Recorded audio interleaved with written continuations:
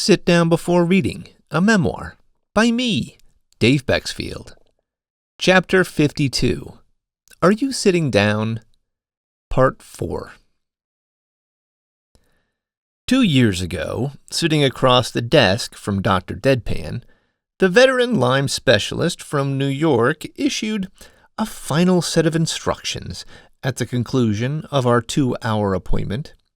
I was to take antibiotics to treat my Lyme disease, other medication to treat suspected co-infections from my tick bite, and I was instructed to avoid stress, exercise frequently, and get my Z's. And one more thing. Unlike a lot of Lyme doctors, I don't have a special diet protocol you need to follow, he said, as I let out an audible sigh of relief. Like me, he must think diets are a fool's game. Then he kept talking. Just no alcohol, skip desserts, and limit junk food. Ba-dum-dum-ching. Good one, Dr. C, as in Dr. Daniel Cameron, one of the nation's leading Lyme specialists. His deadpan delivery always seems so serious. But by that point, I was catching on to his twisted humor. I'm being serious. That was decidedly not funny, I decided, as I rehashed his advice with Laura while enjoying a beverage, appropriate for the environs and apparently for a swan song. A rye whiskey Manhattan with a Luxardo cherry in the shadow of New York City. For the next few months, I followed my doctor's advice. Mostly. I cut out the booze, limited the sweets to small servings, and trimmed my obsession with Cheetos. I still enjoyed my daily chips and salsa because A, I reasoned the tomatoes made it somewhat healthy, and B, I live in New Mexico. When I not shockingly, didn't see noticeable improvements, naughtiness gradually seeped back into my diet. It was never, ever going to work. The role of a Lyme starvation diet, or LSD for short, is straightforward.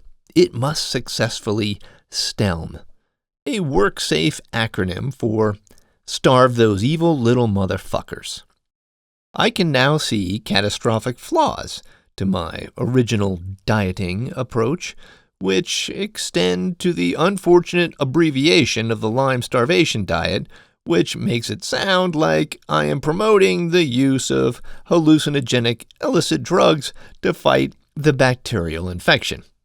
Oops. Right away, I realized that any time I broke or cheated on my diet, whether intentional or not, I was feeding the beast.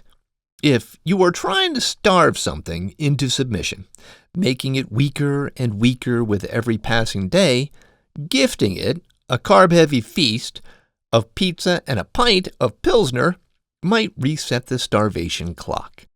Those newly sated spirochetes feed up in their lazy boy recliners, puffing on celebratory cigars and regaining strength, know when they've gotten a reprieve. Worse, I may have provided enough juice for them to replicate. Then there was the whole patience issue. Other than 6-year-olds going on lengthy 4-hour hunger strikes to protest unappetizing servings of broccoli rations, this starve-them-out endeavor was going to take, at a minimum, many months or longer, not until nighty-night. If I had indeed managed to get those boogers stranded on a desert island like the kind you see in New Yorker cartoons, it would have been for naught anyway, as I accidentally threw my spirochetes a life ring by stopping my admittedly insufficient diet too soon. But the sneaky bugaboo, almost certain to derail even the most ardent and exacting future LSD followers, the one we all want to pretend doesn't exist?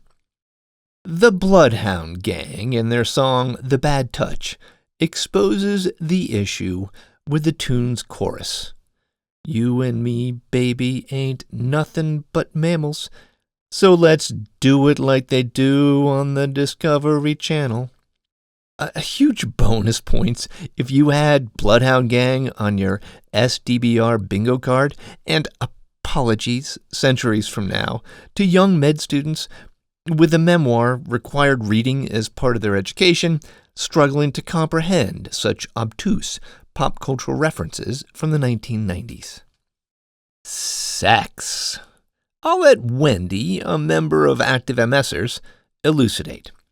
She's a scientist from the UK who got Lyme disease in 1985, which for her went undiagnosed for nearly 15 years.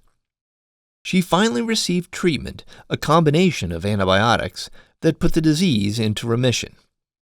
But after a decade, her Lyme returned. In 2016, a random neurologist gave me a diagnosis of MS, and that is the end of that. No further discussion around Lyme disease is permitted, she writes, other than my own obstinate insistence that my medical notes have a header stating that the patient believes she has Lyme disease. After reading the most recent chapters of this memoir, she rushed to introduce me to the theories of Dr. Bill Harvey, who passed in 2011, describing him as a free-thinking NASA scientist with Lyme disease who was given the time, resources, and absolute freedom to consider the disease without the usual disabling preconceptions. She heard him speak in 2004 and was so taken aback that she saved the transcript. His ominous findings mirror mine. Here's a small portion. I think sexual transfer is going on big time. I have seen 3 patients who, within a few months of getting ill, their spouse got ill too. I used to get people really well and not think about the spouse. Then they'd start to get sick again, and I'd treat them again, and this would go on 2 or 3 times. So I started testing the spouses. None of them were negative. So now I treat the spouse too. It seems to block transfer. And I won't name all the other diseases that I think are associated with borreliosis. If it's being transferred effectively, gestationally, and sexually, I think it's only 40 or 50 years till the whole of humanity is covered. But not everyone may have symptoms. That's not to say they won't develop them later. No wonder many of those who tightly adhere to Lyme treatment regimens can't get rid of the bacteria. Anyone infected with Lyme is destined to pass it back and forth with their sexual partners, confirming past research that postulated that Lyme disease can spread sexually. We're screwed in so many ways. If someone is diagnosed with MS and her husband suffers a stroke and signs of dementia, that's not a coincidence. That's Lyme. A partner of someone with a chronic disease tied to our favorite bacterial infection comes down with postural orthostatic tachycardia syndrome, POTS. That's not coincidence. That's Lyme. And critically, to get out of this infinite loop, both parties must get treated, or, if one refuses, use one of 2 forms of birth control: condoms or abstinence. Sorry, this tosses a mammoth wrench of suckage into previously worry-free bedroom romps of exclusive couples and completely upends dating and casual hookups. Affairs, already a minefield, turn into nuclear accidents waiting to happen. Since symptoms of Lyme might not surface for years or even decades, you could host the parasite through a multitude of relationships, not discovering your infection until a surprise cancer diagnosis in your early 60s. I can almost hear people furiously tapping on their phones to remove Tinder and Grindr. There is no test on the planet in existence today that can accurately detect the presence of Lyme disease. Taking doxycycline within 72 hours after condomless sex may prevent transmission, but it's a crapshoot even with other sexually transmitted infections, says current research. Given the rampant spread of Lyme, it's probably best to assume that your partner is infected and to plan accordingly. Yes, this is next level bad, but it's not hopeless. Collectively, as we struggle to grapple with the unthinkable reality of a smothering Lyme disease epidemic, I'll remind you what I quoted FDR saying 15 chapters ago. You gain strength, courage, and confidence by every experience in which you really stop to look fear in the face. You are able to say to yourself, I have lived through this horror. I can take the next thing that comes along. You must do the thing you think you cannot do. While writing this final chapter, a reader reminded me of what I promised back in chapter 39, an off-ramp to this historic debacle. I keep my promises. It's time to downshift, slow down, and put on your blinkers. You've looked fear in the face, lived through the horror. Now I'd like to invite you to join me and do the thing you thought you could not do. Heal. I aim to personally fulfill a prophecy I originally made more than 15 years ago, one that I have been regularly reminding my followers of on activemsers.org practically since I launched the website in the spring of 2006 and embarked on a lifelong mission of health advocacy. That MS is BS. When I first coined the term, I certainly never intended it to be taken literally. Maybe the act of getting diagnosed with multiple sclerosis temporarily felt like a load of bullshit, but I never imagined the disease wasn't real. Instead, I wanted a quick, memorable phrase that might galvanize those afflicted with MS and stir hope for a better future at a time when hope, particularly for the newly diagnosed, felt at best hollow, at worst non-existent. Fully spelled out, the BS needed to convey real promise that hope lurked much closer than realized, perhaps even around the next corner. I needed to brainstorm, so I brainstormed in my favorite office with a favorite friend, on a ski lift with Scott.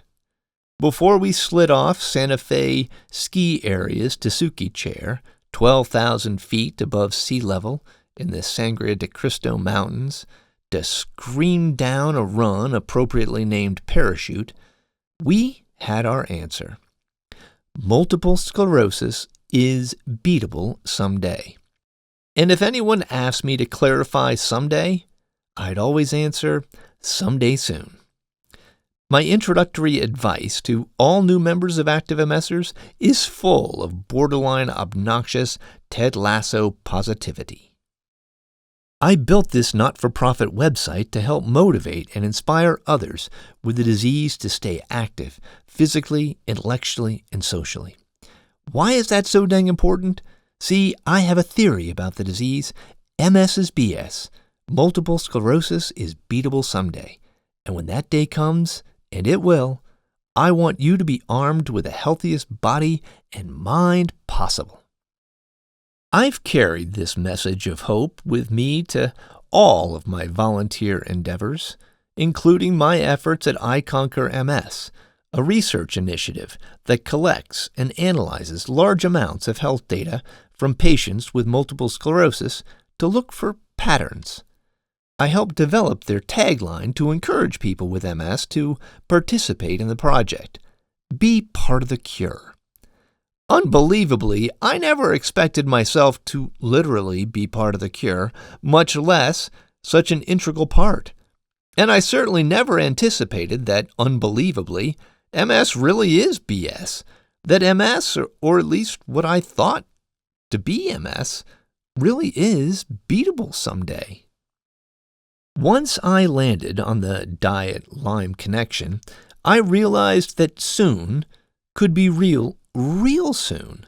So I embarked on, with typical Dave-esque reckless abandon and unbridled optimism, a fraught style of research inspired in part by Dr. Marshall and in part by desperation. Like the frustrated Australian doctor who unwisely infected himself, it was time to prove myself right and experiment on myself with a novel diet, an LSD.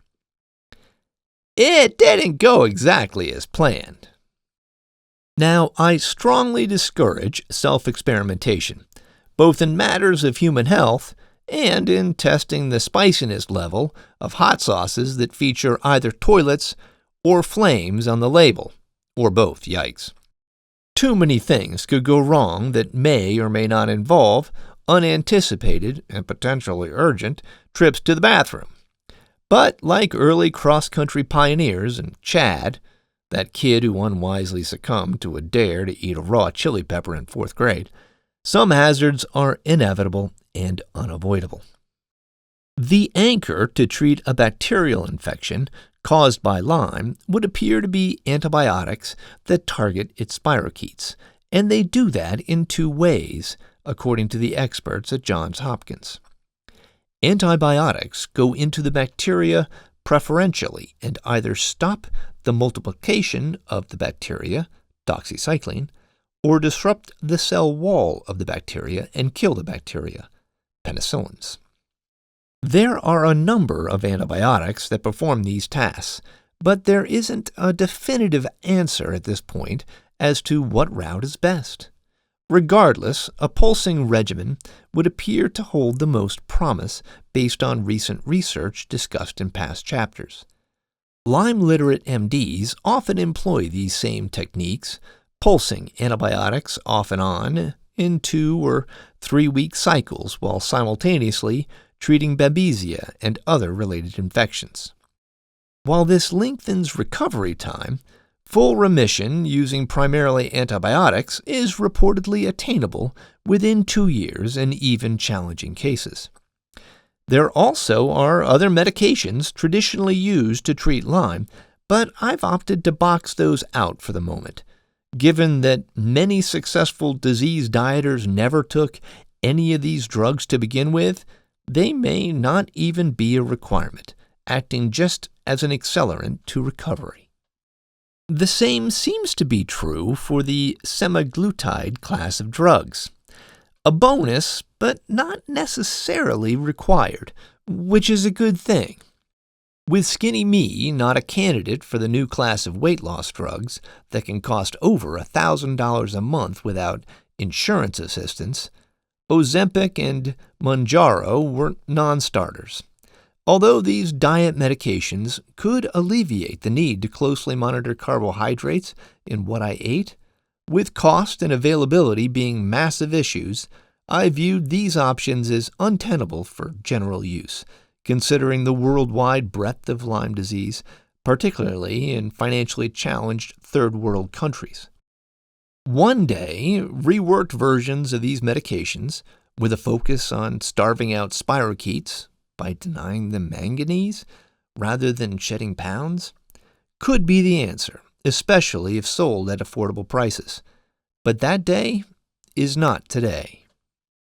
With the shiny new diet drugs off the table, a grizzled generic version deserves a second closer look. Could the addition of the inexpensive and common blood sugar lowering drug metformin be a secret weapon?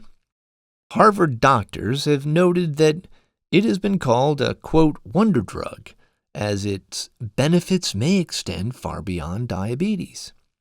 Metformin is currently being investigated for its potential role in lowering the risk of cancers, breast, prostate, and colon, reducing dementia and stroke, and even slowing aging.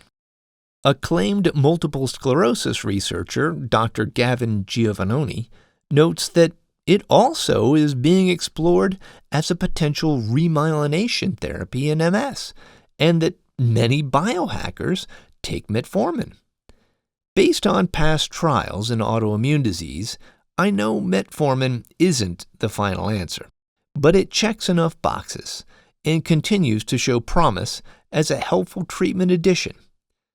New research, still in preprint, purports to be, quote, the first preclinical study to demonstrate that reducing systemic glucose by combining a ketogenic diet and metformin significantly inhibits tumor proliferation and increases overall survival. In essence, it helps turbocharge carb-light diets. An initial plan for my LSD began to take shape. A blend of common, affordable pharmaceuticals and straightforward diets seemed to be a logical starting point. It was going to be a challenge. The average American consumes 248 grams of carbs daily. For my low-carb diet to be successful, I had to ideally trim that to fewer than 50, the equivalent of 2 measly slices of bread. Then it got harder. These diets are thought to be generally safe, but hair-on-fire warnings of potential danger on the internet made it sound like I was about to embark on a meth-fueled binge capped with fentanyl chasers. The typical keto diet is a disease-promoting disaster, said Lee Crosby, RD, Nutrition Education Program Manager, in a press release for the Physicians Committee for Responsible Medicine. Loading up on red meat, processed meat, and saturated fat, and restricting carbohydrate-rich vegetables, fruits, legumes, and whole grains is a recipe for bad health. Harvard doctors are conflicted, warning that a ketogenic diet has numerous risks. Top of the list, it's high in saturated fat. So make sure that you talk to a doctor and a registered dietitian before ever attempting a ketogenic diet. Okay, enough hyperbole. There are risks associated with any diet, so let's put this in all caps. Before starting any diet, it is strongly recommended that you get professional medical advice and guidance. For those with diabetes or chronic kidney disease, or those who are pregnant or nursing, this should be considered mandatory, as a ketogenic diet could stress the body in dangerous ways without appropriate monitoring, from critically low blood sugar to kidney stones. Nutritional deficiencies, constipation, dehydration, and bad breath could be unfortunate side effects. Rarely, ketoacidosis could occur, a dangerous buildup of too much acid in the bloodstream, most associated with diabetes. Symptoms include excessive thirst, frequent urination, nausea and vomiting, stomach pain, weakness or fatigue, shortness of breath, fruity scented breath, and confusion. Untreated, it could lead to death. In other words, be sure you are being watched by a doctor or dietitian while dieting. But much of the concern centers on flawed and thoroughly debunked presumptions of health risk involving meats and fats, much like the misconceptions involving MSG that I bellyached about back in Chapter 22. It's hard to rewire brains. Despite these misgivings, ketogenic and fasting diets are recommended by those who know how to separate the science from the BS. Dr. Giovannoni, the MS researcher, soon to gain additional fame for once publishing an essay of mine about the importance of exercise, combined with a farcical debate about what to call potato-based snacks, chips or crisps, feels intermittent fasting and ketogenic diets may induce a metabolic pathway that is known to be disease-modifying in MS. Indeed, he's bullish and even noticeably dismissive about low-fat diets. Contrary to what many nutritionists say, from an evolutionary perspective, a high-fat, high-protein diet is very healthy, while a continuous high-carbohydrate diet is unnatural from an evolutionary perspective and is one of the reasons behind our obesity epidemic. Is one diet more effective than the other? That's unclear, but our friend Dr. Bieber was kind enough to do a video to discuss the evidence, and fasting more than holds its own, perhaps even besting keto as a disease modifier. Combining the two may even enhance their effectiveness. I know I am this close to the elixir for Lyme. In Easter egg hunting parlance, I am so close that I'd be burning up, but without time-consuming, randomized trials conducted by professional medical researchers, at this point I can get no closer than promising anecdotes, including one in particular. Mine. What would my primary care doctor, who trusted me enough to prescribe doxycycline 2.5 years earlier, say about my plan? To my relief, he was unfazed about such diets as well and was all aboard. He too had heard the rumblings of carbs and blood sugar. Let's try it, he agreed, and right after my appointment, Laura and I found ourselves at a Japanese restaurant for our first test. They eat healthily, I reasoned at the time, and before I had discovered the inherent flaws of Japanese diets. Tempura, udon noodles, rice bowls, a carbohydrate fiesta, matsuri, and epic fail. This was going to be harder than I thought. I started so many Google searches with, "Is food item keto?"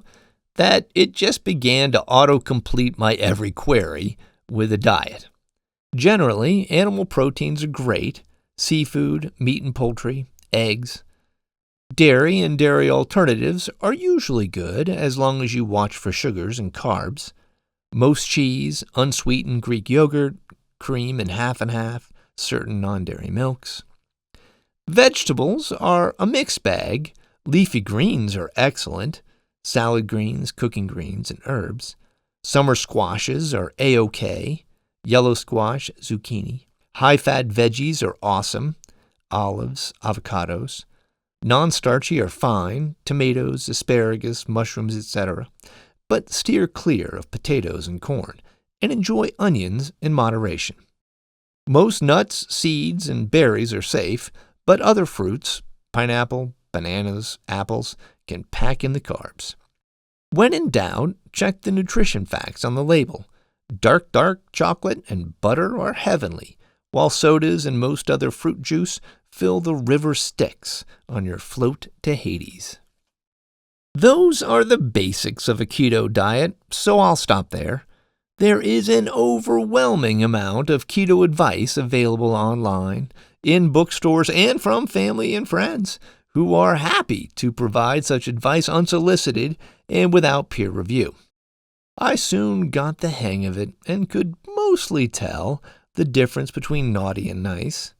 As for the fasting component, it is important to note that fasting is not starvation. There are many different schedules. The 5-2 approach has many advocates. It lets you eat regularly 5 days out of the week, but on 2 non-consecutive days, allowable calories are severely restricted: 500 for women, 600 for men. I initially opted for the 16-8 daily schedule: fast for 16 hours, eat within the remaining 8-hour window, as skipping breakfast and late-night snacks looked to be the easiest to follow. This is a good time to remind everyone that my experience essentially is a single case study trialing a novel way to treat Lyme disease, a Lyme starvation diet, as a stopgap measure until new and more swift-acting treatments are developed. LSDs are not exactly an ideal long-term solution for myriad reasons. For starters, low-carb diets, looking at you, keto, can be hugely expensive. Without pasta, rice, and bread to use as stomach fillers, embarking on an LSD might be an impossibility for those on tight budgets. Additionally, they are hard to commit to long-term due to their onerous dietary restrictions, which eliminate food staples of many cultures. While intermittent fasting may be easier and cheaper to follow, it too has tricky hurdles, namely hunger. This is going to be a process, an agonizingly slow process. There are so many questions. How long will I and other infected family members need to diet to eliminate those spirochetes before we can return to regular eating? How would we know when, to the consternation of grammarians, we've killed it dead? A keto diet in and of itself is notoriously hard to follow, especially when the no bread pasta fries for you punishment is spread around to spouses who prefer to consume such staples. Are iron supplements warranted if your iron levels are low, or could it cause another problem? Too much iron could potentially be a health issue. Should the new classes of weight loss medications be an option for those infected with Lyme who do not have diabetes or are overweight? Although they are extremely popular and frequently prescribed off-label, what are the risks, especially for those who need to maintain or gain weight? If sexual transmission of Lyme is avoided, can these, quote, lifetime drugs be stopped when the disease has been eliminated? Definitive answers to these questions and so many others ultimately will come from research, but an upstart faction of scientists has already set an unlikely trailblazing path to follow. But there is no time to waste, and as Dad used to say to his lollygagging children, we need to hustle our bustle. As we reach the long-awaited and oft-delayed conclusion of Sit Down Before Reading, I thought I was done with overwrought horse analogies. But nay, there is one more. Recall the 3 fatal assumptions made at the start of this chapter, the 3 that got us into this mess. There portends to be a 4th. Ignore all that I've written about Lyme being a harbinger of doom, sweep it aside as the overreaching ramblings of a wannabe citizen scientist, while ignoring the desperation of patients, and you'll have your full posse saddled up and ready to ride. 4 horsemen. When you see 4 horsemen after an apocalyptic warning, that's typically a bad sign. A not-to-be-ignored harbinger of doom. But come on, how bad could it get? Are we really doomed, like R2-D2's Star Wars partner C-3PO level doomed? That's up to us. I genuinely thought we had more time.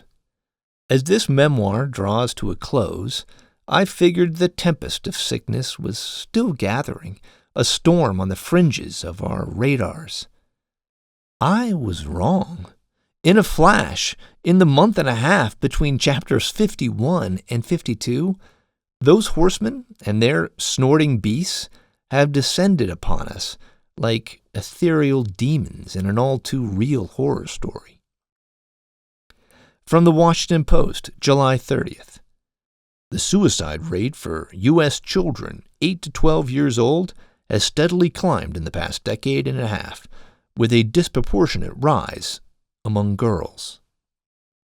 From the Lancet in August. 17 of 34 cancers studied had an increasing incidence in younger birth cohorts. Each successive generation born during the second half of the 20th century has had increased incidences of many common cancer types. Notably, the incidence rate was approximately 2 to 3 times higher in the 1990 birth cohort than in the 1955 birth cohort for small intestine, kidney and renal, pelvis, and pancreatic cancers, and in women, specifically liver cancers. From various media sources, August 6, news reports that a movie star, an Olympian, and the child of a TV celebrity were sick with Graves' disease, postural orthostatic tachycardia syndrome, POTS, and acute disseminated encephalomyelitis, ATOM, respectively. Conditions I've all linked to Lyme. The famous are equally susceptible. From the New York Times, August 9th.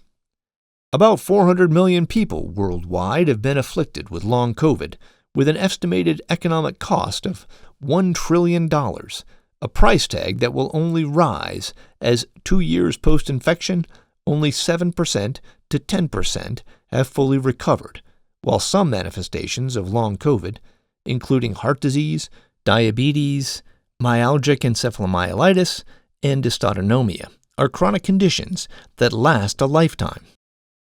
This followed a stark WAPO editorial less than 2 months earlier, warning that long COVID is a looming potential challenge to public health and governments around the world. The nation must prepare to cope accurately and compassionately with a wave of illness and impairment that might come. From the Washington Post, August 12th. Autoimmune conditions are increasing in a way that isn't accounted for by our genes alone. Not only are autoimmune diseases rising, but they're often occurring at a younger age. Furthermore, autoimmune diseases are rising where they were once less common. And there's another piece of the puzzle. More young people are being diagnosed with cancer. Females are at a higher risk. From the New York Times, August 13th. The mental health of adolescents and young adults has been on the decline.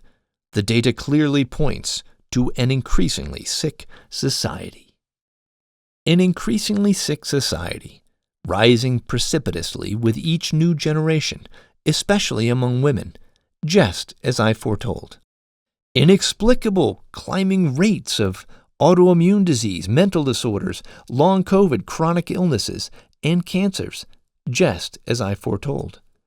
Desperate for answers, researchers, professional and amateur alike, have yet to find a single one. It's not genes, it's not Western diets, it's not something toxic in the environment, just as I foretold. I tried to stop looking at the unfolding train wreck, but I couldn't help myself. The avalanche of evidence that Lyme disease has its knee on humanity's throat isn't waning. I predicted the existence of dozens upon dozens of strains of Lyme. There are. I predicted that Lyme has its fingers in countless health conditions. It does. I predicted that the new class of weight loss drugs would dramatically affect a wide range of chronic diseases. Does it ever? And I predicted it was going to get way worse, leaving no corner of society unscathed.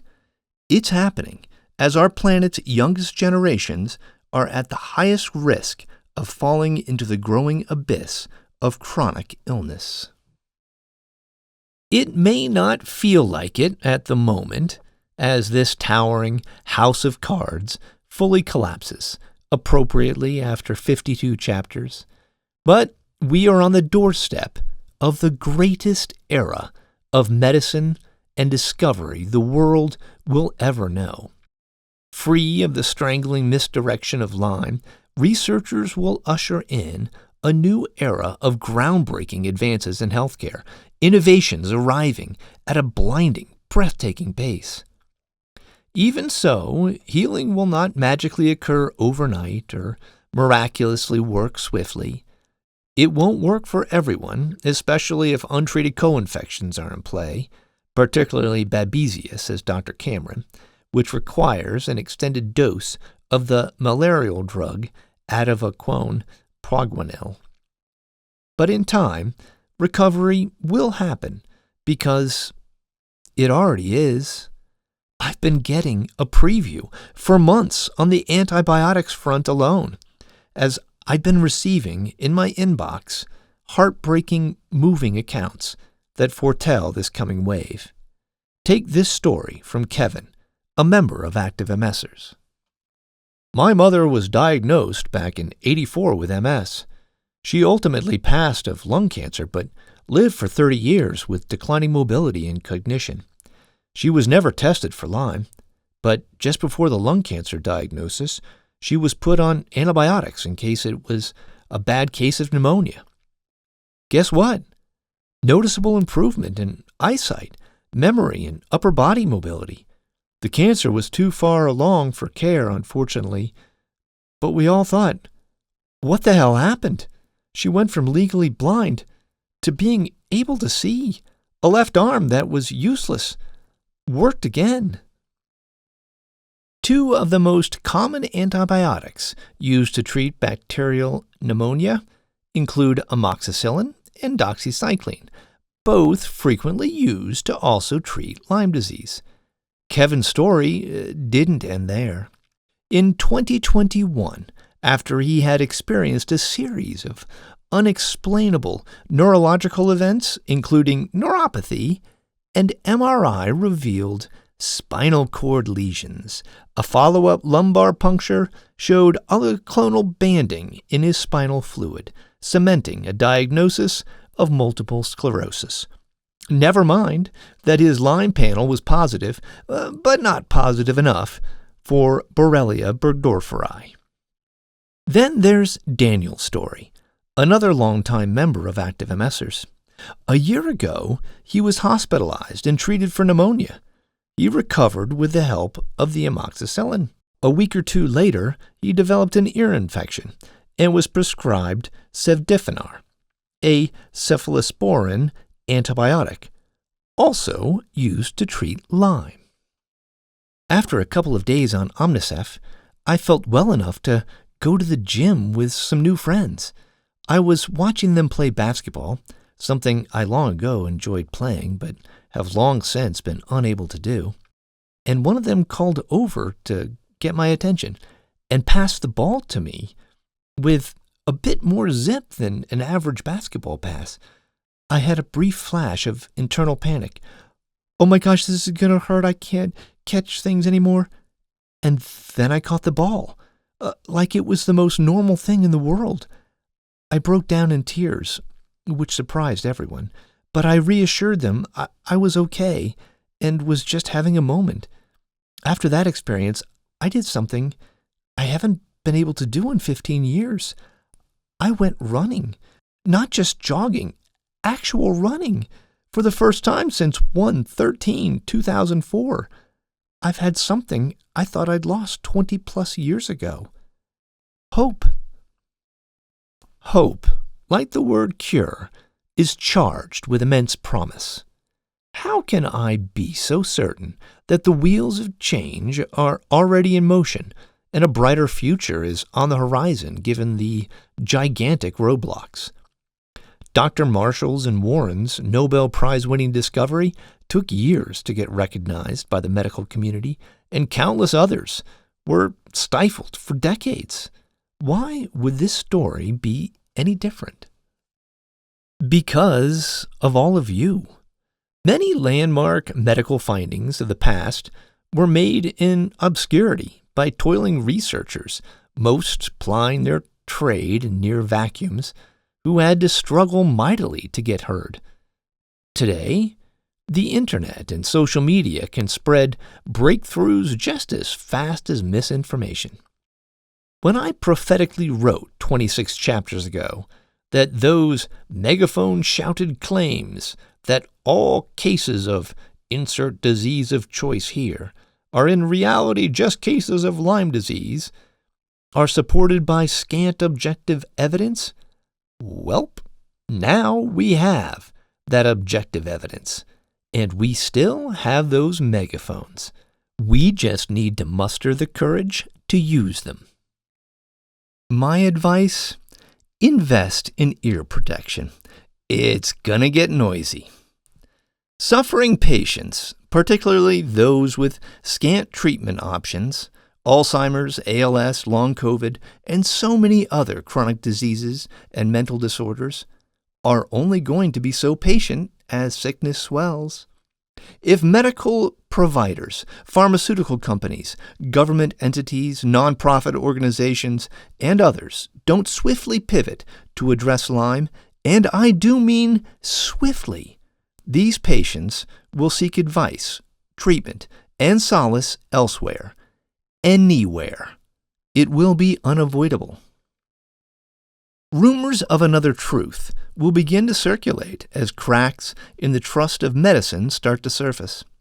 In time, reports of a simple-to-follow diet triggering relief will start spreading on social media and in patient groups. Early adopters will rush to share their experiences and newfound hope. News of brain fog, lifting, or crushing fatigue resolving will be hard to miss. Suddenly cooperative bladders or the revelatory sight of long-missed ankle bones will spark shout from the rooftops joy. Vanishing pain, vanishing depression, vanishing stomach issues, and vanishing skin problems all will dumbfound the most skeptical doubters.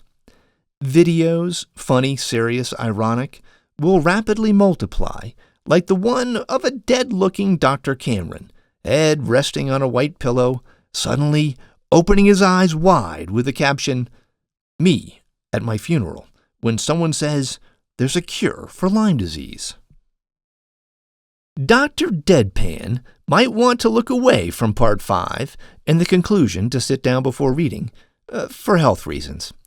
I inadvertently foreshadowed what's ahead back in Chapter 5.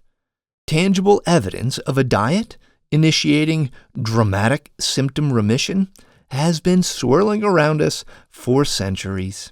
The incident's so common that doctors have given it a name. Indeed, most in the medical profession have witnessed it happening at some point in their careers, as have many caregivers, even me. Buckle up.